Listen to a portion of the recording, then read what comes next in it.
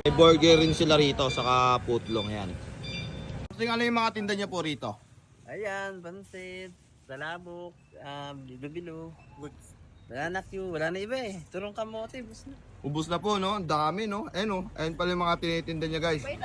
Sobrang dami rin. Isa pa? Kaya kung naghahanap kayo ng mga pangmerienda, dito na kayo kay Kuya. Anong pangalan niya, bossing? Nunoy lang. Nunoy po. Yun. Hanapin niyo lang si Sir Nunoy, no? Kapag gusto niyo magmerienda. Yan. Kano to, Koys? 3.20. 3.20. Lumpia na to, gulay. Golay. Yun, no? Ilang years na kayo rito, bossing? Tagal na. Matagal na rin po. Mga ilang dekada na siguro. Eh, wala pa yung kondo. Pupunta na ako. Sa tingin mo mga ilan? Ang po, mga galon? Meron na. 10 years May 10 years na rin po, no? Yun, no? May 10 years na daw nagtitinda si Kuya Nunoy. Yan. Food trip. Penguin. Yan, no? Karyoka. Dumating lang tayo, dumami na yung kwan.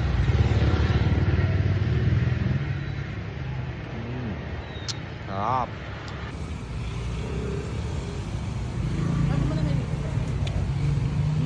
Kasya. Yun, no? Food trip. Kano yung mga ginataang bilo-bilo nyo, tay? 25 lang yan, 25. 25 pesos, pati pansit po. 15 lang pansit. Kids lang yung pansit, no? Pampahaba ng buhay, pansit. Yan, no? Saka ginataan. Mabisa. Asya na. 25 pesos lang to. Parang palamig. Yeah.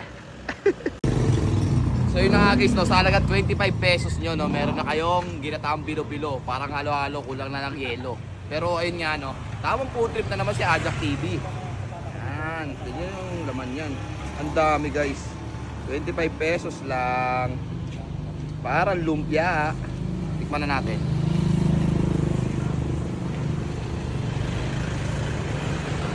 Halagang 25 nyo, sobrang sulit na dahil sobrang dami ng laman. Hindi kaya tinipid. Kaya panalo.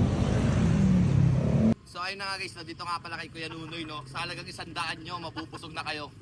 Talagang mabisa. Ayan o, lumpia natiks. Yeah. Tikman na natin, timusan na. Sarap ng suka, panalo. Lumpia.